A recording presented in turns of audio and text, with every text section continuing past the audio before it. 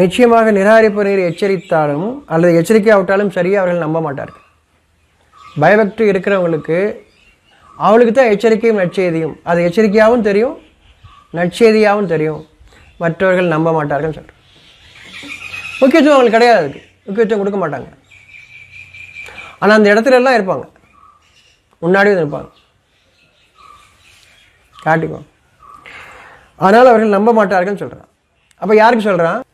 நான் எப்படி இருக்கேன்னு பார்த்துக்கிறதுக்காக, நான் எப்படி இருக்கிறேன் அப்படின்னு ஒவ்வொருத்தரும் தன்னை பார்த்து கொள்வதற்காக நிராகரிப்போரை நீர் எச்சரித்தாலும். பொதுவாக நம்ம நிராகரிப்புன்னு சொன்னால் நம்ம கிடையாது, அதெல்லாம் வேற ஒருத்தவங்க, அப்படி தான் நினைப்போம். அப்படிதான் நம்ம எல்லாருமே. ஆனால் இங்கே அறிவிக்கின்றான், நீங்கள் எப்படி இருக்கீங்கன்னு ஒவ்வொருத்தரும் பார்த்துக்கங்கன்னு அறிவிக்கிறான். இன்னொருத்தவங்களுக்கு நீங்கள் லேபிள் குத்துறதுக்கு இல்லை, இவங்கெல்லாம் நிராகரிப்பவர்கள், இவெல்லாம் இணை வைப்பவர்கள், இவெல்லாம் கடவுள் நம்பிக்கை இல்லாதவர்கள் அப்படின்னு இன்னொருத்தவங்களை நீங்கள் முத்திரை குத்துறதுக்காக சொல்லலை. நம்ம எப்படி இருக்கிறோன்னு ஒவ்வொருத்தரும் கவனிச்சுக்கிறதுக்காக சொல்கிறோம், எப்படி இருப்பாங்க அப்படின்னு. இப்போது எச்சரித்தாலும் எச்சரிக்கை விட்டாலும் சரியே நம்ப மாட்டார்கள் அப்படின்னு சொல்லும்போது, நம்புறதுன்றது மனசு தானே, வாயில் சொல்கிறதா இல்லைல்ல. அப்போ நீங்கள் என்ன நம்புறீங்கன்னு யாருக்கு தெரியும்? யார் ஒருத்தருக்கும். நான் நம்பாமே நான் நம்புறேன்னு சொல்ல முடியுமில்ல, இல்லையா? யார்கிட்டையும் சொல்லலாம்ல. நான் நம்பலை ஆனால் நம்புறேன்னு உங்கள்கிட்ட சொல்லலாம் இல்லையா? அப்போ இங்கே யாருக்கு சொல்லப்படுது? ஒவ்வொருத்தரும் நான் என்னுடைய நம்பிக்கை எப்படி இருக்கிறது அப்படின்றத ஒவ்வொருத்தரும் தன்னை பார்த்து கொள்வதற்காக, இன்னொருத்தவங்களை நீங்கள் முத்திரை குத்துறதுக்காக இல்லை, நிராகரிப்பவரும் முத்திரை குத்துறதுக்காக இல்லை. சொல்ல முடியாது, யாரையும் நீங்கள் சொல்ல முடியாது.